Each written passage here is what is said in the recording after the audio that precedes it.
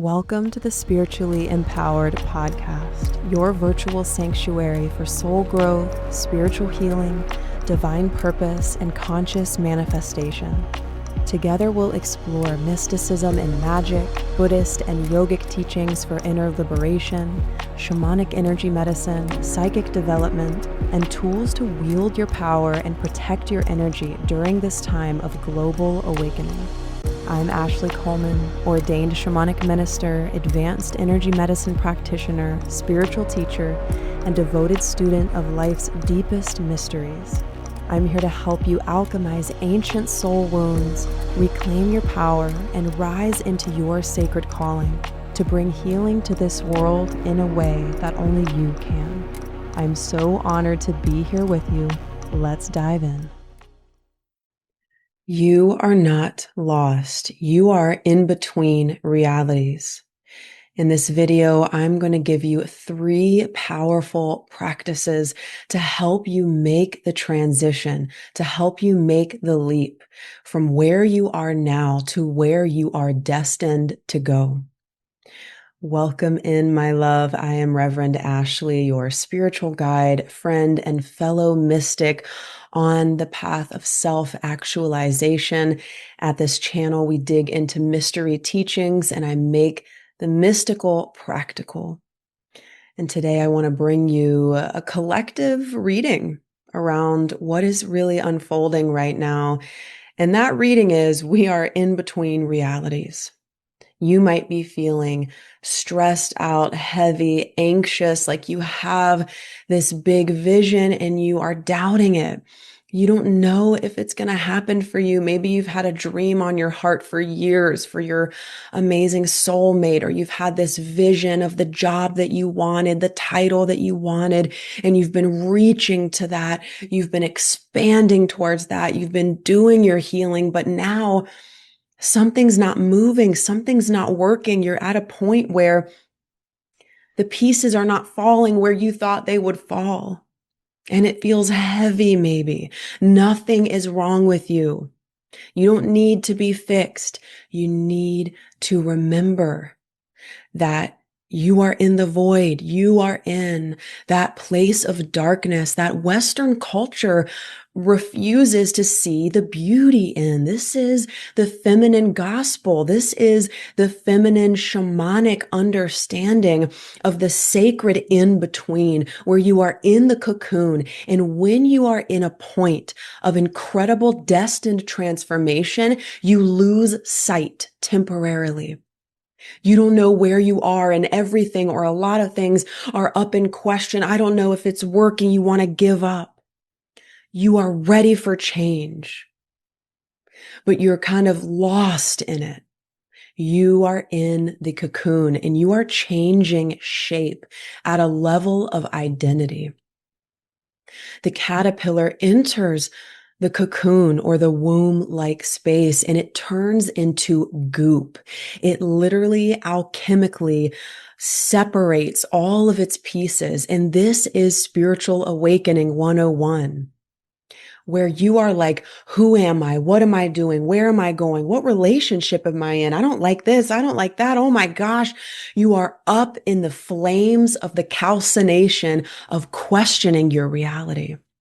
Things aren't fitting in the same place anymore. Who I've been holding to, the dream I've been holding to, I'm questioning it. It doesn't feel right anymore. Something is dying. Please hear this. You are being pushed into destiny. Love is not always gentle. God's hand is not always gentle. If you have gifts that you are needing to bring to this world, and there are people who are going to learn from you and they're going to have an experience that changes their lives through you, you will be pushed to level up. We need your voice, your energy, your medicine. And like the birth canal, the healers out here are being pushed through. So I am here to be a whisper, a voice in the darkness of your transformation. There are 3 things that you can do right now to move into the other side. You can't rush this process, but you can do a few things to ensure that you receive this divine upgrade that begins at the level of who you are. Remember, questioning things means that you are being pushed through a birth canal. Before the caterpillar turns into a butterfly, it turns into nothing. It turns into no thing. It dissolves its old identity. Number 1, pray. You can use the word God, source, whatever you want. God, I pray that you remove from my life anything that is not in the highest and greatest good of where you would have me go and who you would have me be. God, move me, mold me. I bring you into my experience. Wake up inside of me. Change me. Mold me into who I am meant to become next. This is an identity level shift. Prayers are best done out loud when you say it and when you feel it. Change me, mold me, move me, release from my life what you would no longer have in it.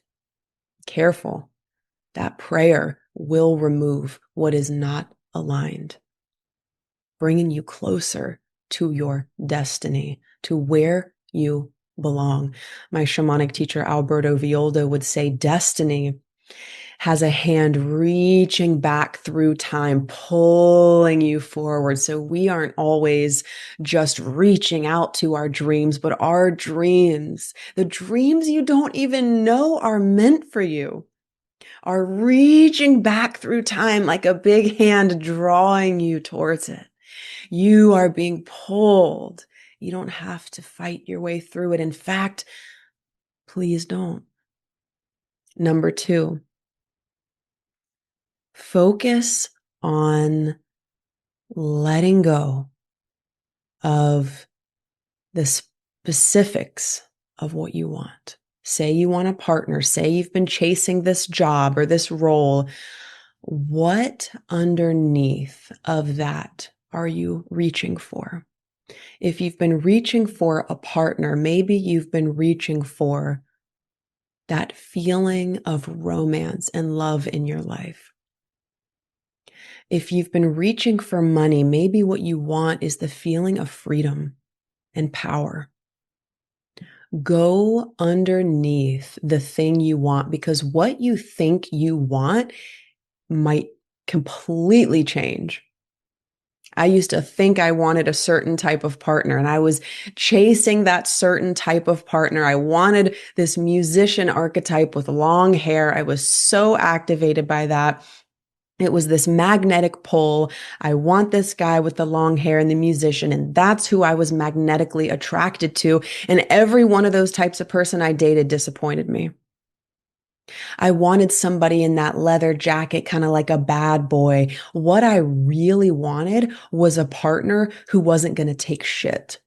I wanted a partner on the fringes who doesn't follow the crowd. And what I was perceiving that as through my ego, which we love the ego around here, but come on now. Through my ego was the leather jacket, the long hair, the musician. I was taking that quality and I was externalizing it into a specific thing that wasn't actually right for me. My partner now, and this actually dropped in before I met him, I had this vision of having like a corporate looking guy with money and abundance. And what I was reaching for was what was reaching back to me, pulling me forwards. And my partner now embodies this free thinker energy, this entrepreneurial energy, this free thinker, this I don't take shit from anybody. I don't follow the crowd. He embodies that more than any of the guy with the leather jacket, long hair. I'm not bashing people with long hair and leather jackets, but just to bring you into my story, I thought that's what I wanted. But every time I called that in, it freaking disappointed me. Every single time I let that go. And then I was like, oh my gosh, I actually want what I thought that would give me. But think about the qualities underneath of it. What are you really looking for? Go a little deeper. So, number 2 is release the specific vision of the what or the who and actually go into the qualities. What really is it that you're reaching for? What is the energy underneath the thing? Let God give you the right thing for you, because you might not have any daggone idea what is right for you. And that's the beauty of being on an authentic human journey. People say, I am God. And I'm like, no, you're not, boo, because if you were God, you would have it all right. And I don't know about you, but I've tried to kick down doors that were not my door. And I tried to hold on to partners that were not my partners. And God's provision over my life has been removal. Put a heart in the comments if you're on YouTube. If you have beat down a door, it didn't open, you were so disappointed, and looking back, thank God I didn't get that door. Thank God I didn't get that job. Thank God that partner left. God's provision is often God's removal. And that is what I'm feeling for the collective for you right now. Number 3. It can be a little heavy, especially if you're deep on a healing path, which I believe you are. And I'm so proud of you for that. We're in this together. Let's take a deep breath if you would. I'm proud of myself for continuing to heal. If you could just feel that go down into your base, into your pelvic bowl. Let's do that one more time if you would. Deep breath in to acknowledge yourself right here. I acknowledge that I've been on a healing path and I'm proud of myself. Let that really sink into your bones. Let it open your heart. Number 3, this is a tantric technique. Since things can feel really heavy right now, I want you to increase joy in every moment. For example, say you take a bubble bath. Okay, how can you turn the volume up on joy and pleasure? Maybe it's a piece of dark chocolate. Maybe it's putting on your favorite song. Take the extra steps to increase joy. This is the beauty way in shamanism. And it's really important to embody beauty, not the cultural image of beauty, but to embody beauty in the mundane moments so as to generate more of that energy. This is the hummingbird medicine. My teacher, Alberta Violda, would say, the hummingbird drinks only from the nectar, only from the life-giving flowers. So when you're in the bath, when you're going to bed, light a candle, read some Mary Magdalene or whatever that is for you. If you're making love, have a piece of chocolate when you're making love. Get your favorite oil, massage each other. If you're making breakfast, put on your favorite song, your favorite slippers. Do you feel what I'm getting at here? And here's a piece that I learned in Tantra that spoke to me as a person in recovery from addiction, as a person who went too far into pleasure. Okay. I asked my teacher, well, wouldn't that make somebody a heroin addict, right? Like, go get the pleasure, go get the pleasure. Well, here's the thing. Say you have one piece of chocolate. Pleasure. Delicious. If you have 2 chocolate bars, now it's no longer pleasure because you've had a stomach ache. So when it comes to increasing joy and pleasure, you want to feel good before, during, and after. It's like if you make love to somebody and you feel terrible after, say you make love to a stranger, right? I'm never judging here, but come on now. If you make love to a stranger and you feel depleted after, well, that wasn't true pleasure. That wasn't true joy. That wasn't the beauty way. That was a lesson. You want to have the joy before, during, and after. What would increase the yumminess of the moment? What would feel good? So number 1, pray feel the prayer. Number two, let go of the specifics and really look at what it is underneath that you are reaching for, that you are called to embody now before the thing. Give the specifics to your higher power. Just embody what's underneath, what you really want underneath. Number three, the tantric technique of increasing beauty and joy and pleasure in every moment. Wear the lipstick, wear your favorite shoes, dress up, wear your hat, whatever it is for you. It's going to be different for all of us, right? That gets to be fun. Go enjoy that.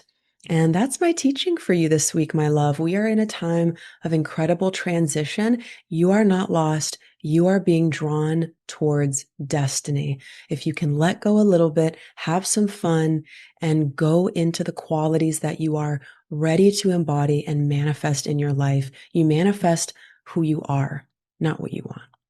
I love you. Have an amazing week ahead. Please like, subscribe, share, all the things. Thank you for helping me grow this show. If you love it here, and stick around because this space is evolving as well, and I will have some new offerings coming your way if you want to step in a little closer and grow in a greater way with my support. I'll see you next week. Thank you so much for tuning in today. If you loved this episode, share it with somebody who you really feel would benefit from this message. I'm sending you lots of love, and I'll see you in the next episode.